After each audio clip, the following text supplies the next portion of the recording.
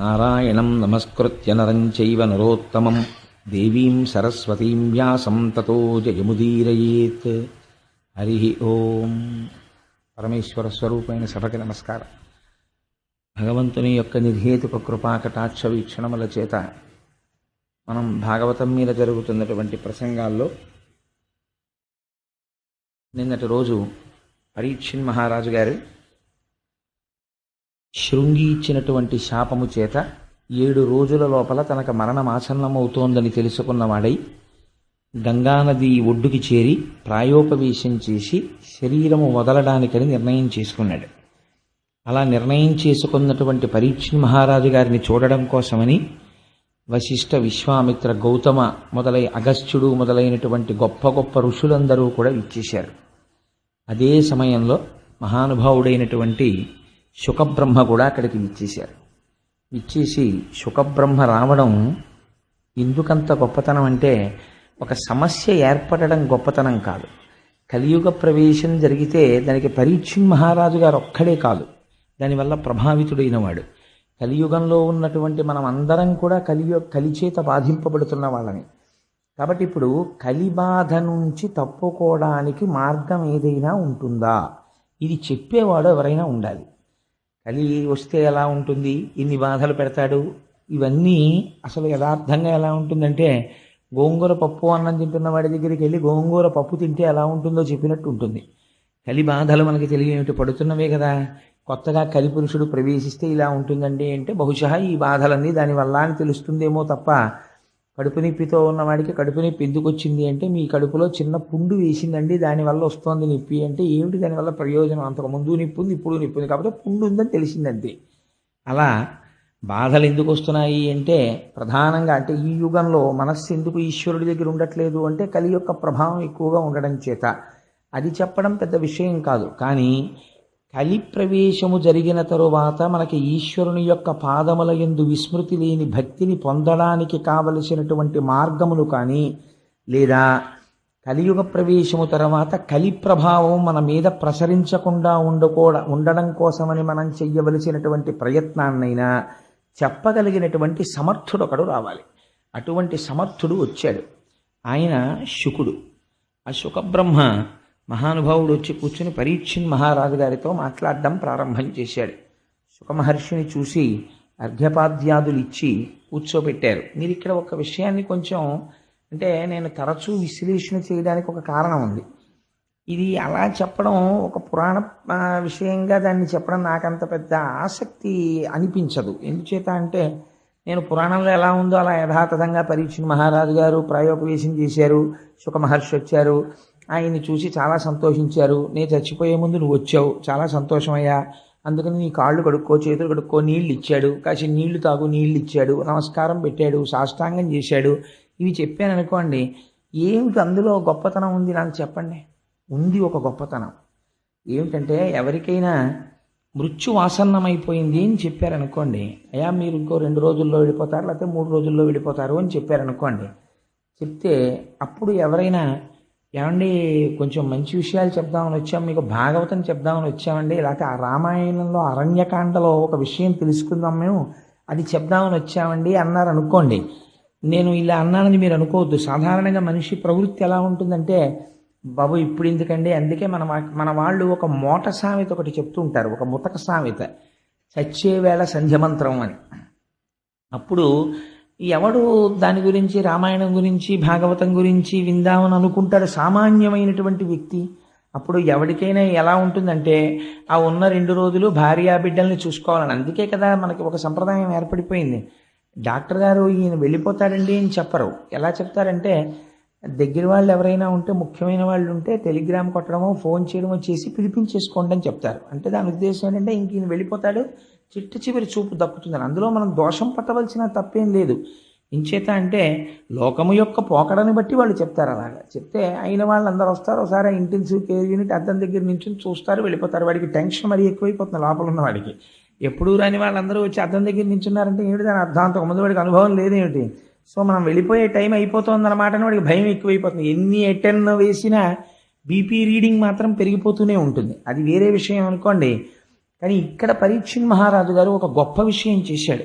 పరమధార్మికుడు అని ఎందుకు చెప్పవలసి వచ్చిందంటే, శుకమహర్షి వస్తే ఎవ్వరూ వెయ్యనటువంటి ప్రశ్న ఒకటి వేశాడు.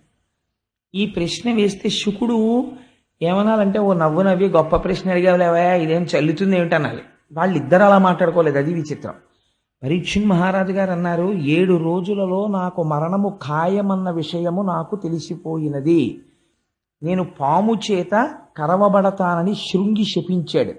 శృంగి నన్ను శపించాడని నేను ఎంత మాత్రమో ఖేదపట్టలేదు. కానీ నేను దేనికి బాధపడుతున్నానంటే, పరమధార్మికులైనటువంటి పాండవుల వంశంలో జన్మించినటువంటి వాడై తపస్సు చేసుకుంటున్నటువంటి బ్రాహ్మీమూర్తి అయ్యున్నటువంటి ఒక మహర్షి యొక్క మెడలో మృత సర్పమును వేశాను. నేను చేయరాని పని చేశాను అని నేను బాధపడుతున్నాను. ఎంత గొప్ప మాట చెప్పాడో చూడండి పరీక్షిత్. ఉరగాధీశులకు మేనొప్పింతు. నేను శృంగి నన్ను ఎలా శపించాడో అలాగే ఈ శరీరాన్ని తీసుకెళ్ళి ఆ పాముకి అప్పజెప్పేస్తాను. మీరు ఆ మాటలు కొంచెం జాగ్రత్తగా వినాలి. ఉరగాధీశ విషానలంబునకు మేనొప్పింతు, శంకింపను, ఈశ్వర నిర్ణయము మారదు.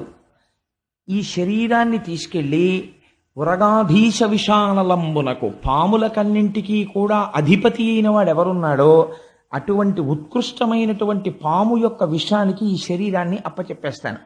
నేను ఆ పాము రాకుండా ఏం చేద్దాం, ఆ పాముని పట్టే వాళ్ళని ఎవరినన్నా చూడండి, లేకపోతే పాము రాకుండా చుట్టూ అగ్నిజ్వాలలు పెట్టండి, కాపలా కాయండి, ఇంకా సెక్యూరిటీ బీఫప్ చేసేయండి అని నేను ఎప్పుడు అనను. నేను అనేది ఐ యాక్సెప్ట్ ది డెత్. అది అందులో ఉన్న స్టేట్మెంట్. నేను మరణమును అంగీకరించుచున్నాను. ఉరగాధీశ విషానలంబునకు మేనొప్పింతు, శంకింప, ఈశ్వర నిర్ణయము, ఈశ్వర సంకల్పము నేడు మానదు. ఈశ్వరుడు ఏది సంకల్పం చేశాడో అది ఇవాళ మారిపో అంటే మారేది కాదు. భవిష్యజ్జన్మ జన్మంబులన్ హరి చింతారతియున్, హరి ప్రణుతి, భాషాకర్ణ నాసక్తియున్, హరి పాదాంబుజ సేవయున్ కల్గు మీరర్థిన్ ప్రసాదింపరే. ఇది అడిగాడు. అక్కడికి ఎందరో ఋషులు వచ్చారు. వాళ్ళని ఆయన అడిగిన విషయం ఏమడిగాడంటే, నేను వృగాధీశ విషానలంబునకు మేనొప్పింతు శంకింప, ఈశ్వర సంకల్పము నేడు మానదు. ఈశ్వరుడు ఏమి సంకల్పం చేశాడో ఆ సంకల్పం జరుగుతుంది. ఈ మాట చెప్పడానికండి ఇలా పద్యం రాయాలన్నా, వ్యాసుడి హృదయాన్ని అర్థం చేసుకొని యథాతథంగా తెలుగులో ఇలాంటి మాటలు పడాలన్నా రామచంద్రమూర్తి అనుగ్రహం ఉంది కాబట్టి పడ్డాయి. సాధారణంగా మృత్యు వచ్చేస్తోంది అంటే ఒక రోగం కారణం చెప్తాం. ఆ రోగానికి కారణం ఏం చెప్తాం అంటే, మీరు అలా ఉండకుండా ఉండాల్సిందండి, మీరు అలా చేయకుండా ఉండాల్సింది, మీరు అశ్రద్ధ చేసేశారు, మీరు అక్కడికి వెడితే బాగుండేది, మీరు ఇక్కడికి వెడితే బాగుండేది అంటాడు. తప్పించి మరణము ఆసన్నం అయిపోతోంది, దానికి ఒక కారణము చూపించాలి కాబట్టి ఒక వ్యాధి కనపడుతోంది కాబట్టి 1,000,000 మంది వైద్యులు కూడి వచ్చిన కాని మరణమయ్యడి వ్యాధి మాన్పలేరు. ఈ శరీరం వెళ్ళిపోవడానికి మూట సర్దేసుకుంటోంది కాబట్టి ఇది ఈశ్వర సంకల్పము. కాబట్టి శరీరమును డొల్ల చెయ్యడానికి ఈశ్వరుడు రోగమును పంపించాడు. కాబట్టి ఇది వెళ్ళిపోవడానికి సిద్ధపడిపోతోంది. నేను దీన్ని వెళ్ళిపోవడానికి అంగీకరిస్తున్నాను. ఈశ్వరుడు యొక్క సంకల్పము మారదు, ఇది వెళ్ళిపోతుంది అన్న మాట ఎన్ని కోట్ల మందిలో ఏ ఒక్కడంటాడో నాకు చెప్పండి. పరీక్షిత్ అంటున్నాడు ఇవాళ, వృగాధీశ విషానలంబునకు మేనొప్పింతు శంకింప, ఈశ్వర సంకల్పము నేడు మానదు. కానీ ఆయన అడుగుతున్నది ఏమిటంటే, నేను చచ్చిపోకుండా చూడండి అని నేను ఎవరిని అడగను, నన్ను రక్షించమని నేను అడగను. పోని ఏమంటే ఆ శాపం ఇచ్చాడు కదా, ఆ శృంగి కాళ్ళు అట్టుకుంటే పోనీ ఆ శాపం ఏమైనా వెనక్కి తీసుకుంటాడా, లేకపోతే దీన్ని ఇంకొక రకంగా మార్చే అవకాశం ఉంటుందా, లేకపోతే దీనికన్నా పై కోర్టు లాంటిది ఏమైనా ఉంటుందా, అక్కడికి వెడితే ఏమైనా కొంచెం మార్పు చేస్తారా, నేను ఎలాగో అలా బతికేస్తే సరిపోతుందా, ఇంత తప్పు చేసినా నేను బతికేస్తే చాలండి. ఈ చౌకబారు మాటలు పరీక్షిత్ మాట్లాడటం లేదు. ఆయన మాటల్లో ఎంత ధృతి ఉందో మీరు చూడండి. ఆ ఒక్క పద్యం పరీక్షిత్ యొక్క హృదయమును, పరీక్షిత్ యొక్క సంస్కారాన్ని ఆవిష్కరిస్తుంది. ఆయన అడుగుతున్నది ఏమిటి అంటే, భవిష్యజ్జన్మ జన్మంబులన్, నాకు భవిష్యత్తులో, భవిష్యత్ అంటే ఏంటి, ఇప్పుడు ప్రస్తుతం ఉన్నది కలియుగమే కదా, మళ్ళీ ఉత్తర జన్మ తీసుకున్నప్పుడు నాకు జన్మము వచ్చినప్పుడు నాకేం కావాలి? హరి చింతారతియున్, నా మనస్సు ఎప్పుడూ శ్రీ మహావిష్ణువునే స్మరిస్తూ ఉండాలి. హరి ప్రణుతి, స్మరించడం కాదు, ఎక్కడైనా స్వామివారి ఉత్సవమూర్తి కనపడ్డా, దేవాలయం కనపడ్డా, స్వామి దేవాలయం కనపడ్డా గభాల శిరస్సు ఉంచి ఇలా నమస్కరించగలిగినటువంటి సంస్కార బలం నాకు కావాలి. అందుకని హరి చింతారతియున్, హరిప్రణుతి, భాషాకర్ణనాసక్తియున్. ఎంత గొప్ప మాట చూడండి అది. బాగా చెప్పేవాడు దొరకాలని ఆయన అనలేదు. ఆయన ఏమన్నాడంటే భాషాకర్ణనాసక్తియున్. ఆ స్వామి గురించి 4 మాటలు చెప్పేవాడు దొరికితే చాలు పరిగెత్తుకుంటూ వెళ్ళి వినేటటువంటి జిజ్ఞాస నాకు కలుగుగాక. అందుచేత భాషాకర్ణనాసక్తియున్, హరి పాదాంబుజ సేవయున్, నిరంతరము ఈశ్వరుడి యొక్క పాద సేవనము చేయగలిగినటువంటి కర్మేంద్రియములు కావాలి. అర్ధిన్, నేను అర్థిస్తున్నది, నాకు అవి కలిగేటట్టుగా మీరందరూ నన్ను అనుగ్రహించరా, నాకు ఆశీర్వచనం చెయ్యరా అని అడుగుతున్నాడు. అడుగుతున్న సమయంలో ఎక్కడ ప్రాయోపవేశం చేశాడు? ఉత్తర జన్మలో తనకి ఉత్కృష్టమైనటువంటి జన్మ కోసమని ఆయన అడగలేదు.